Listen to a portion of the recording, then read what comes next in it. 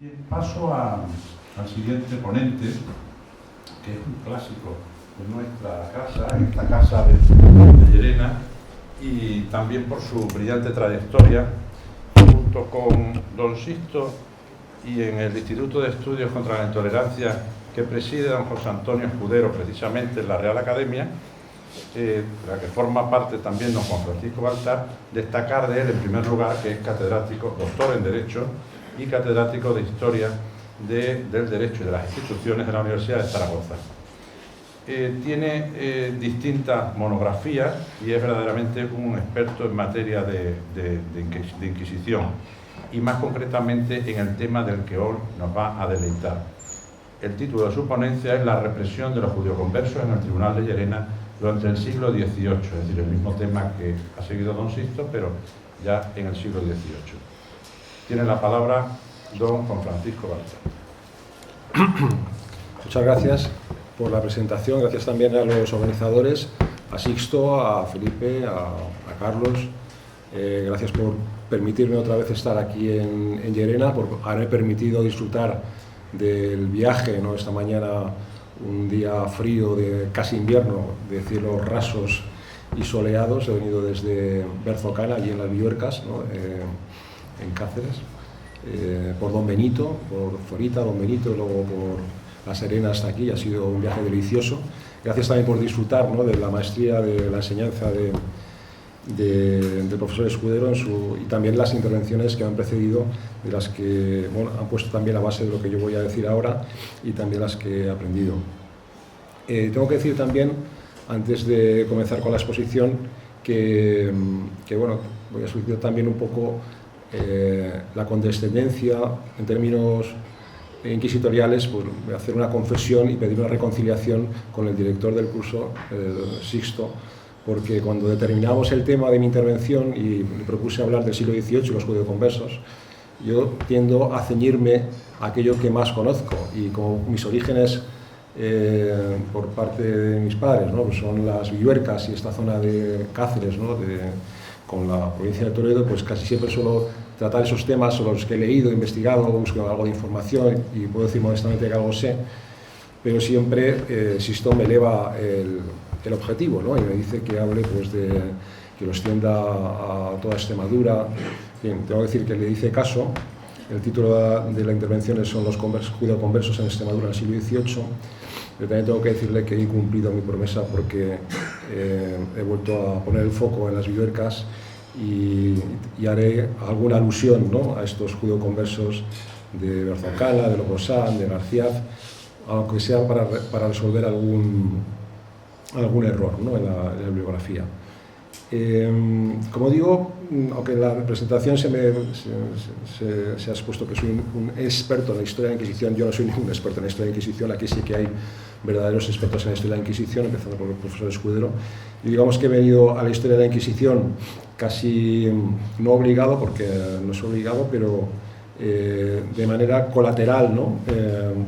Y bueno, por una cosa por otra, pues en los últimos años es verdad que he estado aquí presente en estas jornadas y he colaborado con ellas. Ahora, recientemente en Zaragoza, en la universidad donde provengo, la Universidad de Zaragoza, y con el patronazgo de Justicia de Aragón, se va a presentar el próximo mes un libro colectivo sobre el tormento judicial en el proceso penal, y también ahí colaboro con un pequeño trabajo sobre la tortura y el tormento en el proceso inquisitorial, en los procesos eclesiásticos y en concreto en el proceso inquisitorial en la Inquisición en Aragón. El motivo es la conmemoración 700 aniversario de las Cortes de Zaragoza de 1325, que suprimieron en Aragón la Inquisición como procedimiento penal y también el tormento la tortura judicial, con algunas excepciones. Los delitos de lesa majestad y algunos otros más. Pero sin embargo, en la Inquisición y en la Inquisición española, que como bien ha dicho el profesor Escudero, se aplicó en todos los territorios del reino, también en el reino de Aragón, la Inquisición aplicó el tormento como medio de prueba extraordinaria. Bueno, yendo a la intervención, trataré de aliviar mi exposición, pues descartando mencionar demasiadas fechas o nombres que irán en el trabajo escrito, que supongo que tendrán la oportunidad de leer el próximo año. En la exposición me voy a apoyar en lo que han expuesto las personas que me han precedido y hacer alusión al siglo XVIII, que en la historia de la Inquisición podemos decir que es el patito feo, ¿no?, de los temas inquisitoriales, ¿no? El siglo XVIII pues, es el siglo de crisis de la institución. La Inquisición pues, se ve batida, ¿no?, por las políticas regalistas de los Macanaz y luego de las ideas de la Ilustración, y eso en general, pues como digo, un siglo al que se le presta en general poca atención, ¿no? Los trabajos sobre la Inquisición, concretamente en Extremadura, pues podemos decir que tampoco son muy abundantes, ¿no? Hay algunos trabajos sobre delitos en concreto, la hechicería, ¿no? Los trabajos sobre la comunidad judía, los judeoconversos, pues qué decir, ¿no? Aquí tenemos en esta sala a los dos grandes especialistas para el norte de Extremadura, ¿no? Pues Marciano Martín, o para el sur de Extremadura, Luis Garraín, también organizador de esos cursos, al que agradezco de nuevo pues, que haya tenido la amabilidad de invitarme. Pero como digo, no hay excesivos trabajos, como puede haber en otros tribunales quizá, por las dificultades para encontrar la documentación.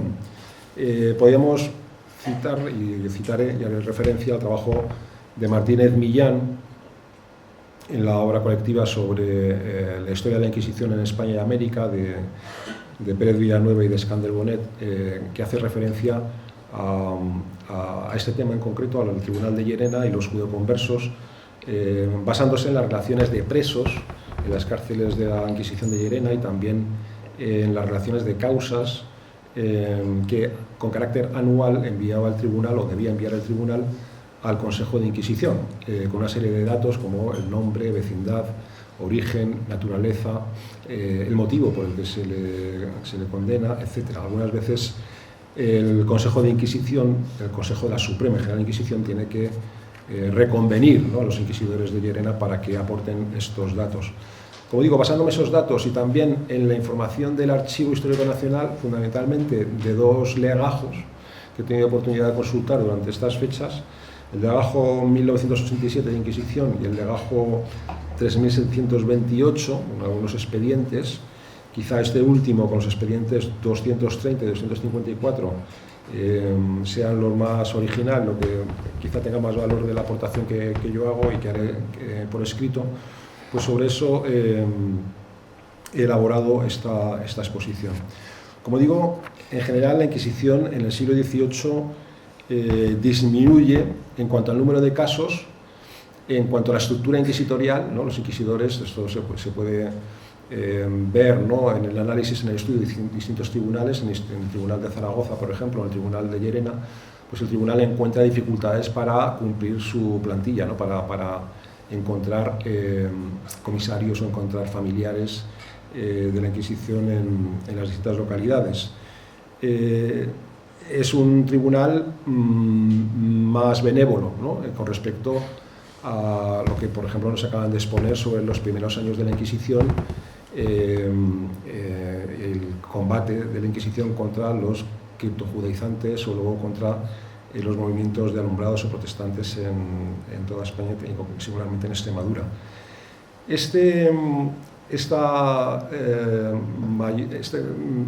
Me iba a decir debilidad del Tribunal de la Inquisición, también del Tribunal de Inquisición en Llerena, en el siglo XVIII, a comienzos del siglo XVIII, obedece a distintas razones. Por un lado se apunta pues, el carácter conflictivo del comienzo del siglo XVIII en España, el conflicto sucesorio entre Felipe d'Anjou y el archiduque Carlos de Austria, que dificultaría los trabajos de la Inquisición.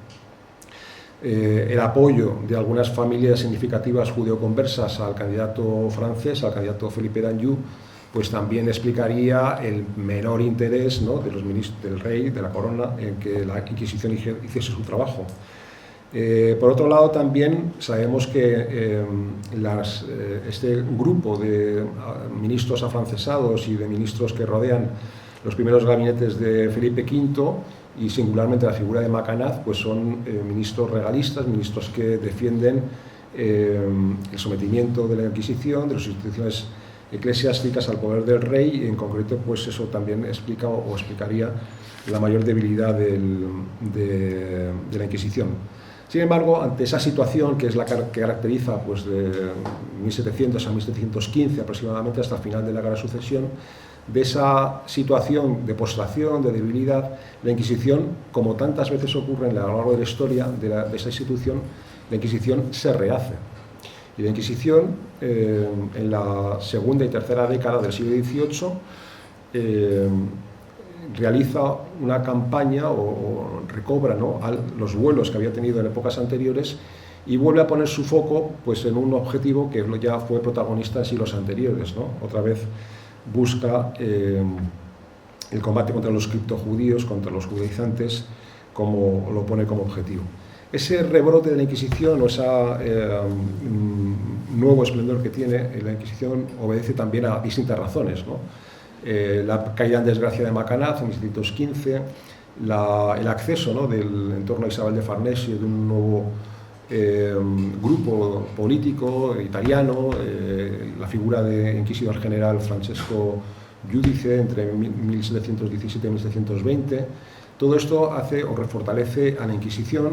Posteriormente, a partir de 1724, pues de nuevo la figura de inquisidor general o el llamado Partido Español también ponen en la Inquisición y la actuación del inquisitorial como una de las manifestaciones de esa reforma política. Es decir, desde la corte, provocado por motivaciones políticas o cambios políticos dentro de la corte, la Inquisición recobra su autoridad, su peso, su influencia en los tribunales territoriales y también el tribunal de Llerena. Vemos que tanto en Madrid, contra estos grupos de judaizantes, como en los tribunales territoriales, se va a poner en marcha un movimiento contra los criptojudíos. En los primeros tiempos en la Inquisición en Extremadura, como se acaba de exponer, los inquisidores dirigieron sus esfuerzos a combatir la práctica de los falsos conversos o criptojudaizantes. Como se acaba de decir, más o menos hacia 1550, pues podemos decir que esa primera comunidades judaizantes, criptojudías, han desaparecido en Extremadura. Posteriormente se extiende el interés de la Inquisición, de los inquisidores, a los brotes de alumbrados y protestantes, y posteriormente, a finales del siglo XVI, comienzos del siglo XVII, otra minoría étnica religiosa, como son los moriscos, son los protagonistas de las causas inquisitoriales, ¿no?, con procesos tan importantes como los llevados a cabo, por ejemplo, entre las comunidades moriscas de Cañamero. La presencia en la Inquisición siempre tuvo en ese contexto histórico en su punto de mira a los cristianos viejos o nuevos que se desviaban de la ortodoxia católica en cuanto a la fe, la moral y a las costumbres, pero como digo, el panorama judaizante o criptojudío había desaparecido al menos del punto de mira de los inquisidores.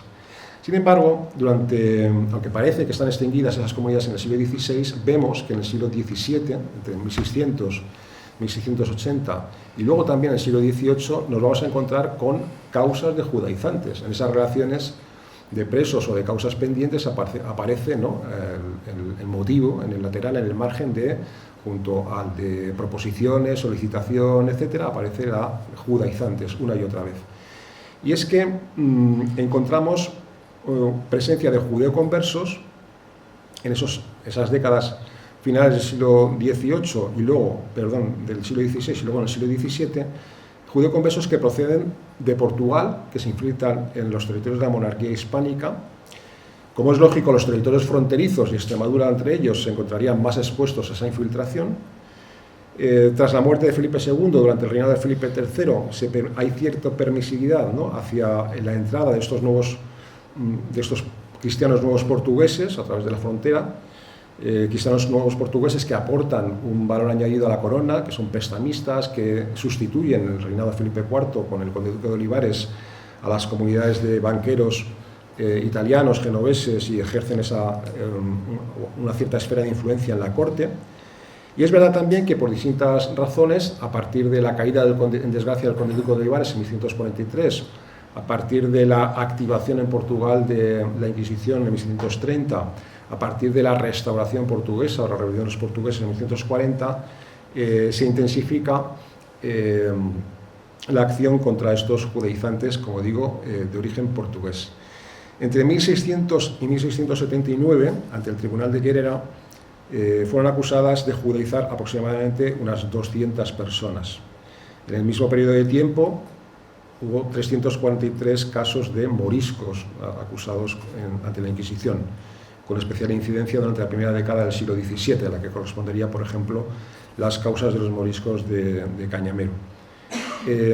Tras el periodo de gobierno de Olivares, en la segunda mitad del siglo XVII, se reanuda la represión contra estos criptojudaizantes con gran protagonismo de los marranos lusos que se habían establecido en España. Entre 1630 y 1679, no voy a dar muchos datos como he dicho al comienzo, pero alguno hay que dar. Por tanto, casi el 67% de los reos son portugueses o descendientes de portugueses, es decir, esas comunidades judías perseguidas o judaizantes perseguidas en las primeras décadas de la Inquisición, tanto en los tribunales de Guadalupe, los tribunales itinerantes, ¿no?, por toda la geografía extremeña hasta establecerse en Llerena, han dado paso ahora a judíos o judaizantes que vienen de Portugal a raíz de la unión, ¿no?, de las dos coronas con Felipe II y hasta 1140. Hay una cierta facilidad de transmisión a través de ambos lados de la raya, de la frontera. También por las necesidades de la monarquía que ven que permiten, con Felipe III y Felipe IV, con Diego de Olivares, una cierta instalación o establecimiento de judíos portugueses y familias judaizantes en territorio de la monarquía hispánica y también en Extremadura.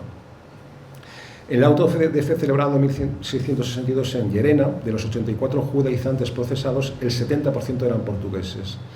Y en 1679 el 88% eran portugueses, es decir, la estadística o los datos nos aportan este origen portugués de los judaizantes perseguidos por la Inquisición en Llerena en el 17. ¿Dónde viven?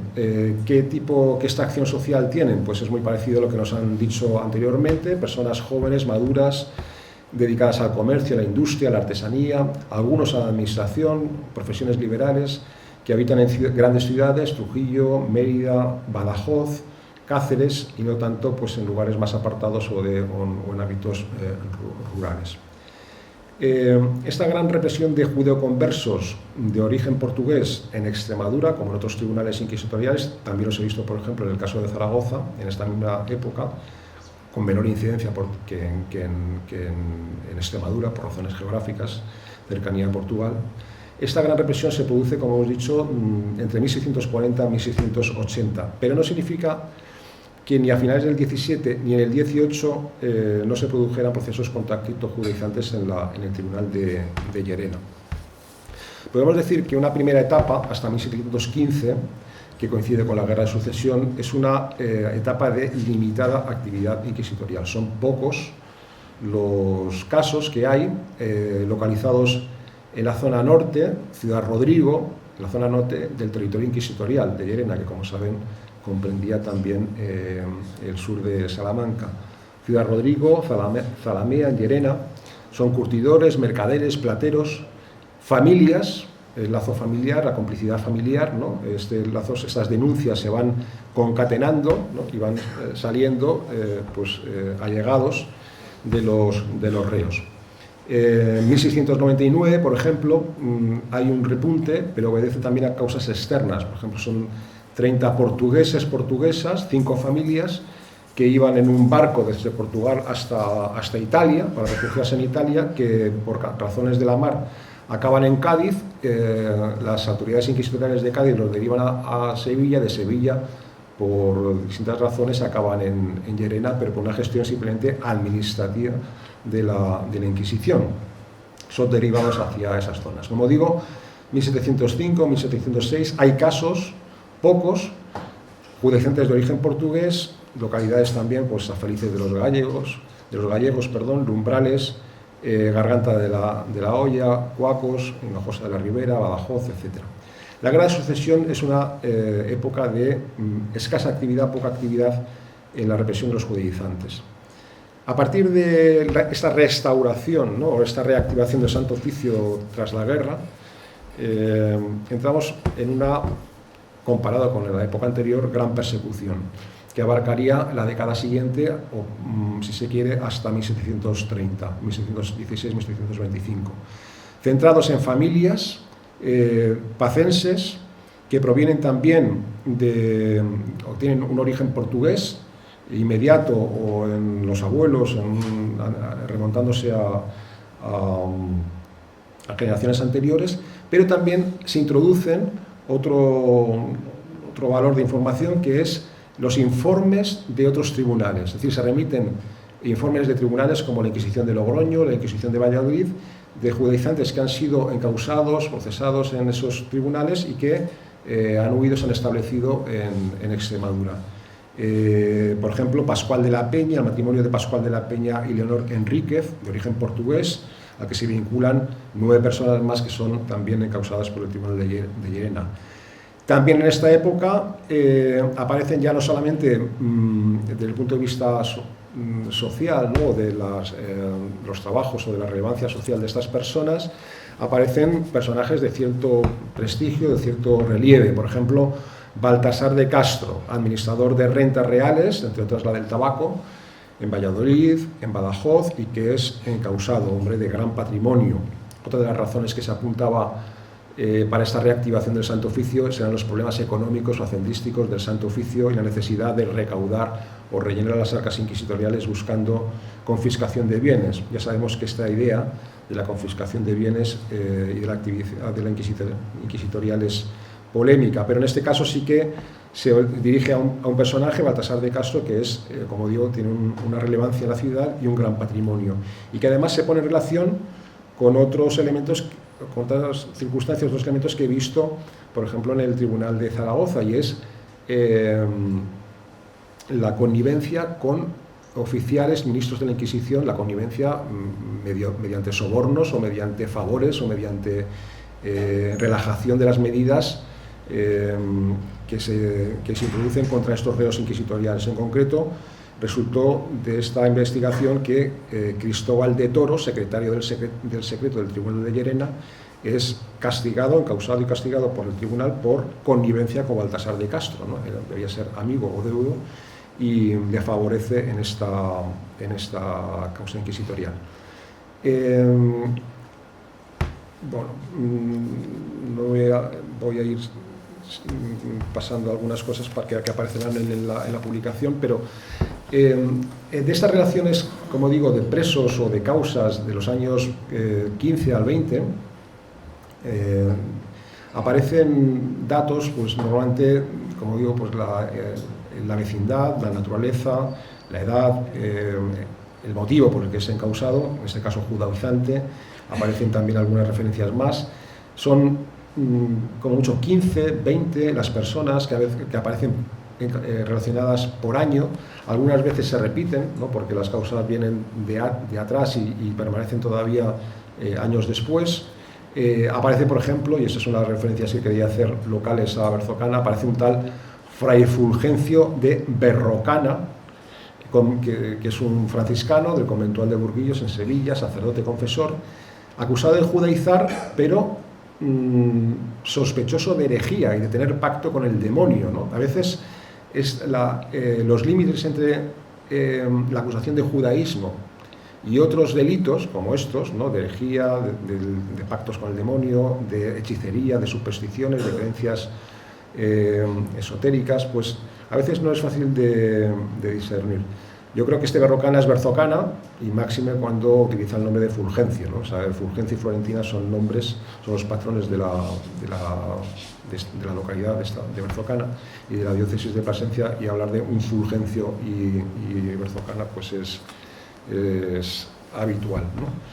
En la relación de 1720 y 1721 aparecen complicidades siguiendo ese modelo que ha descrito también Sixto, ¿no?, cómo se van trasladando la acción inquisitorial a los focos de judaizantes, en Hornachos, en Fuente del Maestre, en Fuente de Cantos. En la relación del 21 al 22 aparece otro error, que creo que es subsanable. En este caso se trata de Leonor de Paz de Berrocana, también esta señora es de Berzocana, judaizante, viuda de un portugués, que había sido él y ella reconciliados en la Inquisición de Coimbra, en la Inquisición de Valladolid, aunque había quedado en suspenso. Bueno, esta figura de los judaizantes de origen portugués que van buscando, ¿no?, acomodo en distintos lugares, huyendo de la acción inquisitorial y, como vemos en estos casos, esa idea de clandestinidad de la que también nos ha hablado Sixto, buscando lugares menos frecuentados o donde los tentáculos de la Inquisición fuesen más difíciles de llegar, ¿no?, de tener cumplimiento. Núcleos en estos años 21-22 en Villanueva de la Serena, en Badajoz, en Cabeza de Buey. A partir de ahí se van reduciendo los casos. 1123 solamente 6, Badajoz, Llerena. 1725 solamente 6 casos. En los años 26 al 30 disminuyen. 5 casos en el 26, 3 solamente en el 27 y, como digo, ellos, casi todos ellos, de origen portugués, o familias que proceden de Portugal, bien por los padres o bien los abuelos.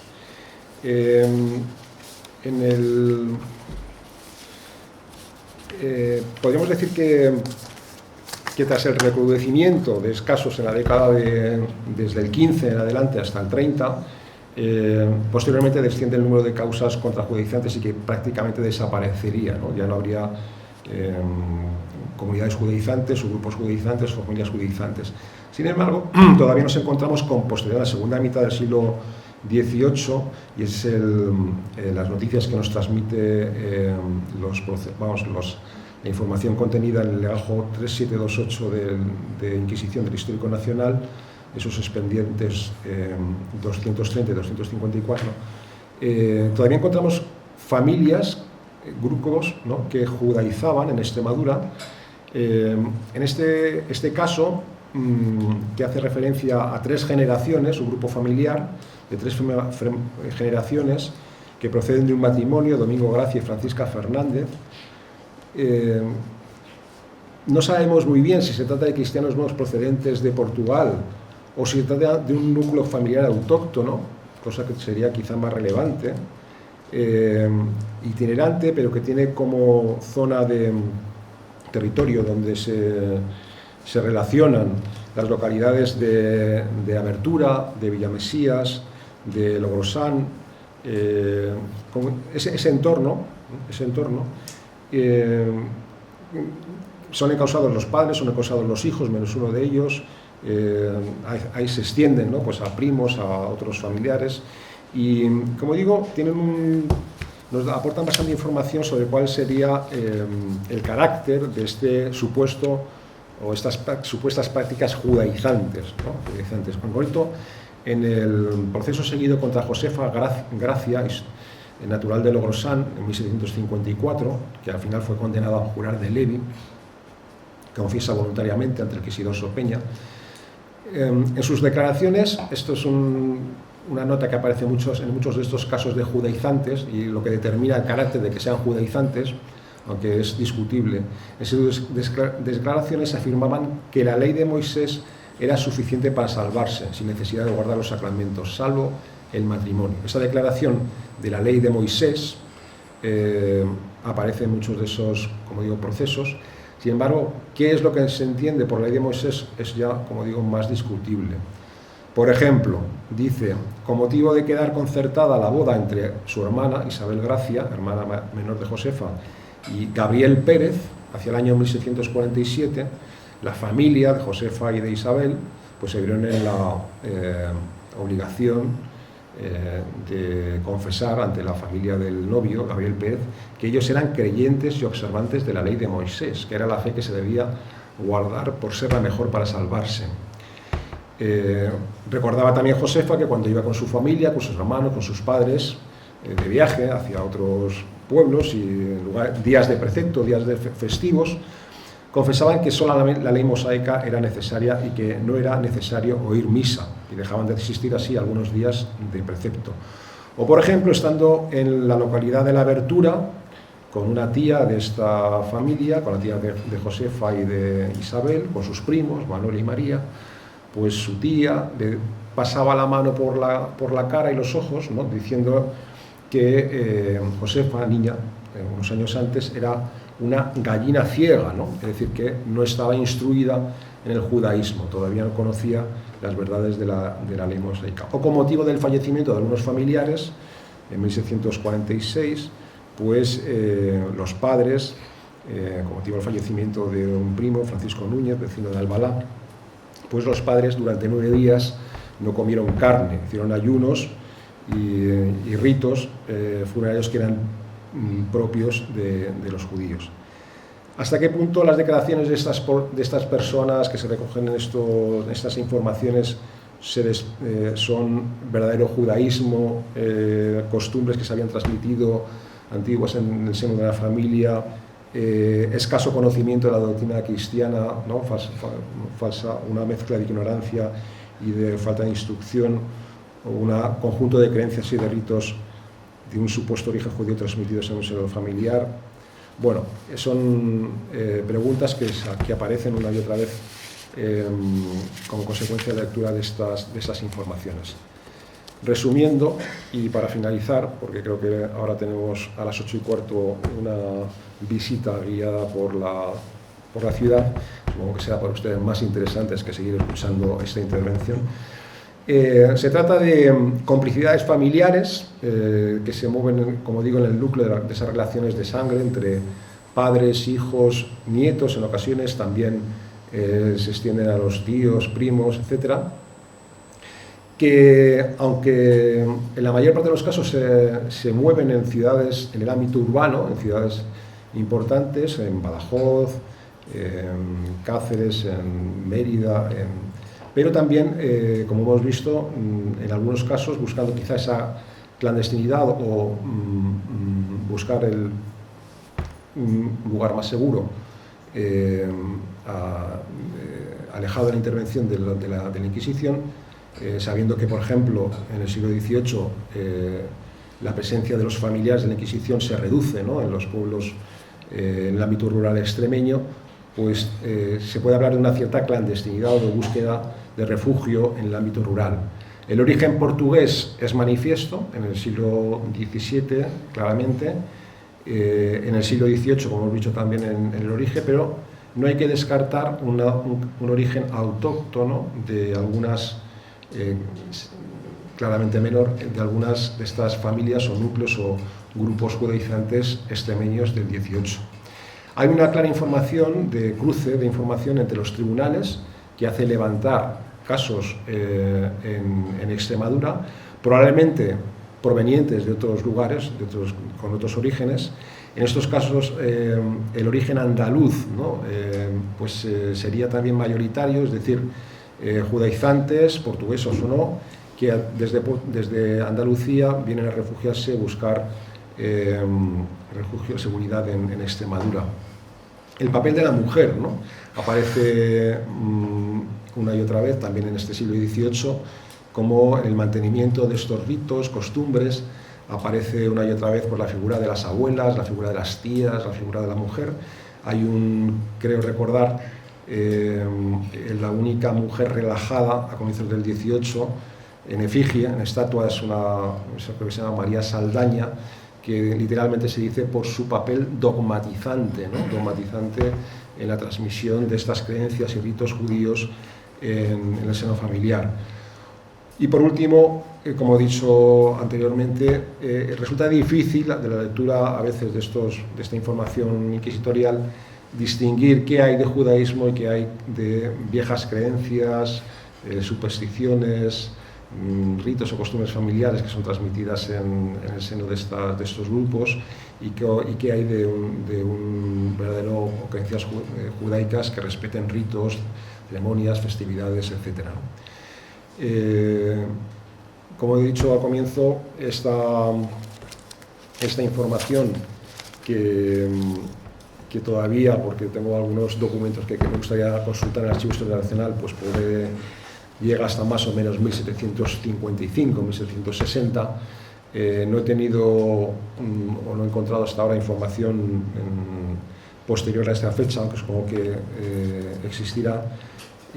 Toda esta información por escrito pues será presentada para ser publicada en en el libro que coordinará amablemente y eficazmente, como hace siempre Sixto, y yo pues quedo, después de mi exposición, a disposición de todos ustedes por si quieren hacer alguna pregunta y si puedo responderla. Muchas gracias.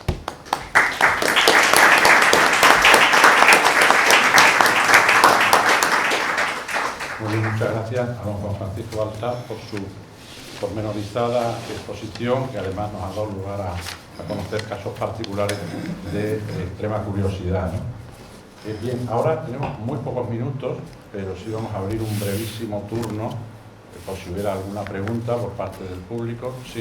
Cuando Sixto menciona al principio lo que son los primeros tribunales ambulantes, veo que ningún historiador ha citado el proceso de fe que se hizo en Plasencia en el año 1487, que además coincide con la inauguración de lo que fue el convento de los dominicos, debido de publicidad inmenso.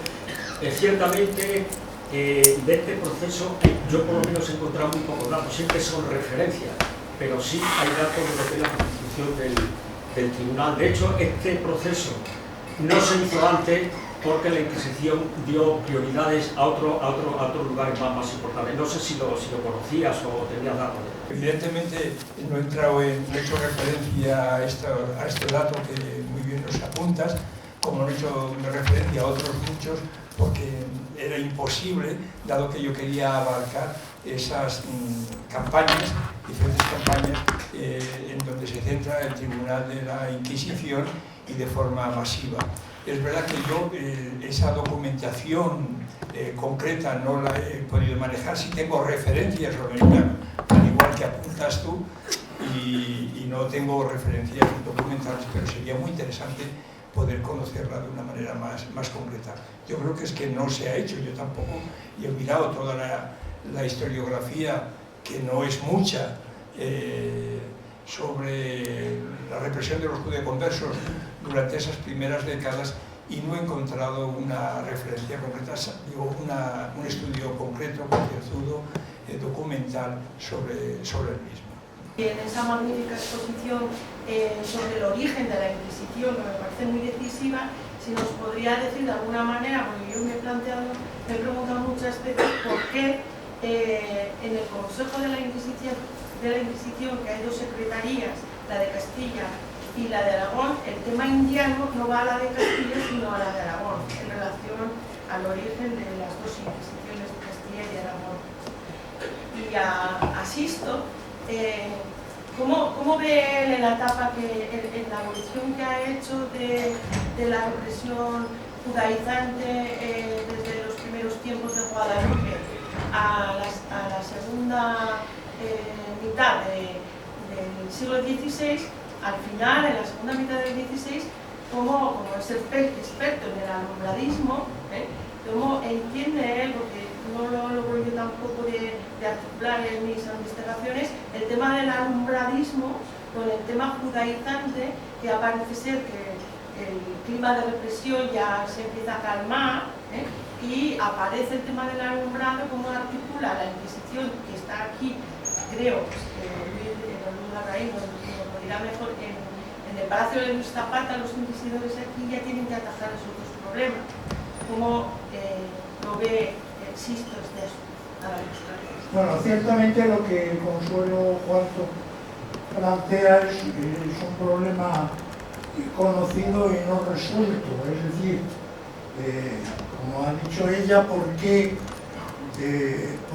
las Indias se incorporan a la corona de Castilla cuando el Consejo tiene dos secretarías de Castilla y Aragón? Pero bueno, el problema primero es, aquí se plantea el problema de América. Se descubren las Indias. Fernando el Católico despacha todos los asuntos de América antes de que se descubran, y después con un secretario aragonés valiosísimo, en Aragón desconocido, dicho sea de paso, él es catedrático de Zaragoza, que se llamaba Juan de Coloma.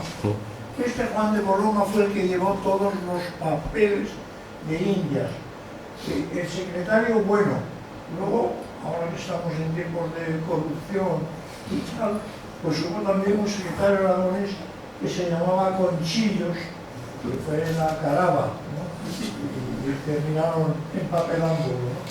Pero en fin, en realidad, todos los papeles y toda la cosa burocrática del descubrimiento de América, es decir, lo más importante que sucedió entonces, se llevó a través del mundo aragonés, pero cuando las Indias se descubren, entonces quedan adscritas a la corona de Aragón.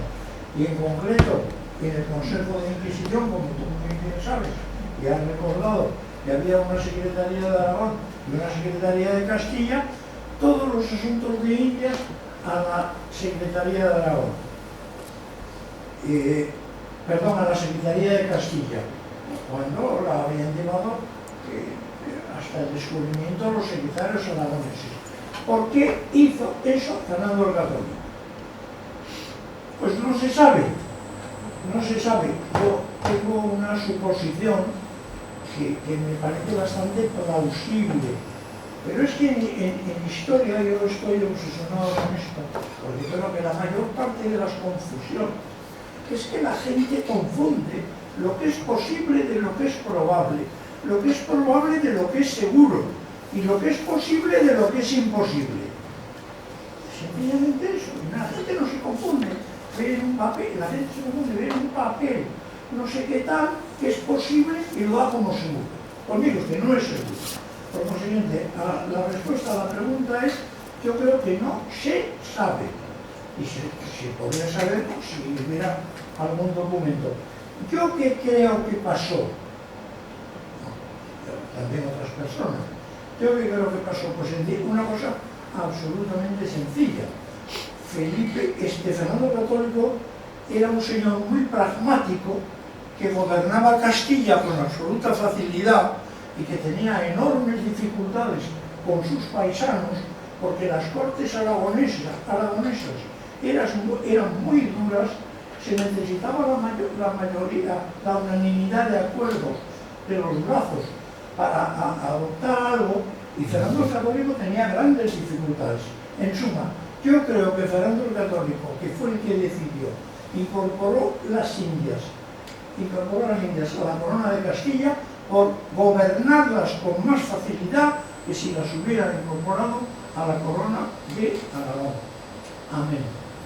Ahora, un señor de Mallorca, que se llama Román Piña Ons, H-O-M-S.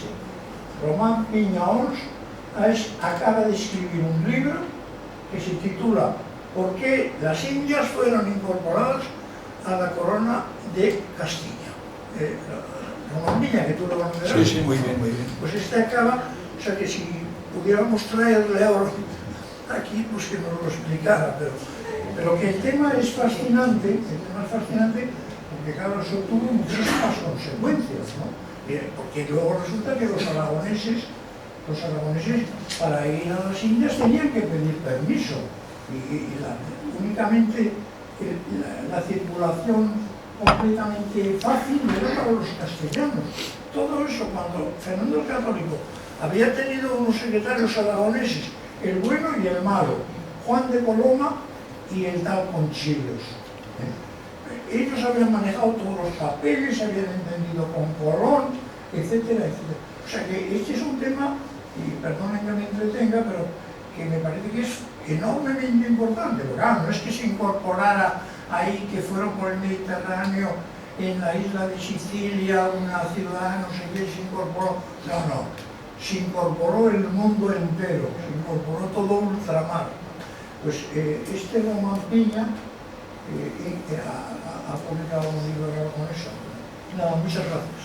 Que ya hace muchos años, posiblemente hace 20 o 30 años, ya la Generalitat le encargó y le becó a ver si encontraba documentación en Sevilla, en el archivo del General de Indias, a ver si encontraba documentación que demostrase que se había prohibido expresamente a los catalanes el acudir a las Indias.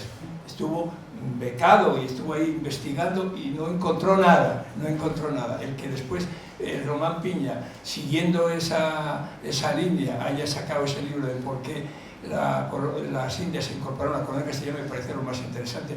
Yo no lo he visto todavía, se lo pediré que me lo mande porque me parece de lo más interesante. Sí. Si no la he encontrado, porque Fernando Católico, una de las grandes virtudes que tenía como político, fíjense ustedes la cantidad de problemas que hay ahora de unos partidos políticos, de otros, el 90% de los problemas es porque la gente habla. Si se callara, no trascendería casi nada. Y Fernando el Católico se callaba siempre, no contaba nada. Y se fue al otro mundo y que lo busque el Piña, Te aseguro, no los encontrará. sí, te aseguro que fue muy bien becado para ver si lo encontraba. Que fue muy bien becado, tú te acordarás, que fue muy bien becado por la Generalitat para ver si encontraba esos documentos. Sí, sí. Bueno. Y el profesor Piña es una persona muy lista. Ahora, aunque sea muy listo, si no está escrito, no está. Claro. Bueno, contesto muy breve. Se callaba. Muy brevemente. Luis se pone Callara nervioso. el Fernán este que anda por ahí. Luis está... Sí, sí. Bueno, contesto muy brevemente a lo que decía Consuelo y me voy a quedar con las ganas de contestar a la pregunta que apuntaba nuestro presidente y moderador respecto al tema de la Inquisición de Guadalupe. Pero si ahora no nos diera tiempo, porque nos tenemos que ir a la visita a la judería, yo estaría encantado en que esta pregunta me la volviese a formular nuestro presidente mañana en el debate. Bueno, rápidamente, la represión del judaísmo por parte del Tribunal de la Inquisición de Llerena durante la segunda mitad del siglo XVI sigue estando presente, pero de una manera ya episódica, no en la línea de lo que habíamos visto. Y por supuesto, enlazar judaísmo con alumbradismo imposible, o sea, son dos fenómenos diferentes. El alumbradismo sí responde a un fenómeno colectivo, pero no podemos encontrar en el alumbradismo una doctrina judaizante, una práctica judaizante. De suyo los clérigos que arrastraban a las beatas a esas prácticas libidinosas eran en muchos casos, en la mayoría de los casos, cristianos viejos, no eran cristianos nuevos. Es evidente que la Inquisición se ocupa de una y otra, y posiblemente en cierto momento, posiblemente en la década del 70 al 80, la preocupación de la Inquisición, que por otra parte estaba adormecida en ese periodo, va dirigida sobre todo a ciertas prácticas judaizantes por un lado y por otro lado a la represión del alumbradismo, porque en la Suprema le tira de las orejas y le dice, oye, que tenéis ahí unos focos y tenéis que tratar de reprimirlos, pero fue por presión, no por otra cosa. Nada. Sí, de acuerdo, no era por la persecución por la herejía, yo no he intentado hacer una comparativa con los dos colectivos, sino de qué manera los inquisidores de Llerena en ese momento, en su actuación, en su persecución de las herejías, articulaban los dos focos de herejía. Y si se centró más en aquel momento en el alumbradismo, entre el que era ignorante, por lo que yo tengo entendido, no se sabía nada en las inquisiciones. Sí, se sabía y se decía, pero ellos no se también había dejado de recaudar fondos de los judaizantes. Tenía que sostener el tribunal sus propias casas, dependencias, y a los funcionarios, y había nacido una nueva herejía. Iba más por ahí. Sí. No en la etapa que yo he puesto aquí, pero en esa etapa sí. Bueno, pues muchísimas gracias. Tenemos ahora la clase práctica de estas exposiciones, que es la visita a la judería de Llerena, con lo cual, don Luis, está todo listo y preparado, ¿no? Pues sin más, muchas gracias y vamos a la visita.